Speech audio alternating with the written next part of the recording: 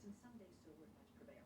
And unfortunately, in Ben Wood's case, sober thoughts did not prevail the day he hit you and Miss Hale. Well, maybe someone in the station would like to know what I'm talking about. I don't think you want to open that can of worms in here. Well, then where would you like to open it? So this is your spirit gate. It'll help with anxiety. I'll take it. And this is your outer gate. It's good for pain relief. You okay? And some of these can be a little sticky.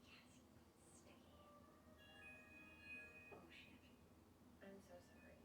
Kind of waiting for my friend to call. Could you maybe check it for me? Okay, this one. Thank you.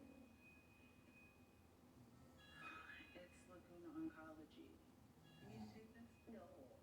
They're just calling to confirm my follow-up scan. Right. Big day. When are we going in?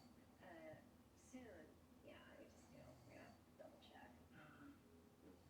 Hey! What's that gate? It's a blocked one. We're stressed. We're stressed, okay? Let's just try to relax. Find our Zen place and get centered. Maybe give me a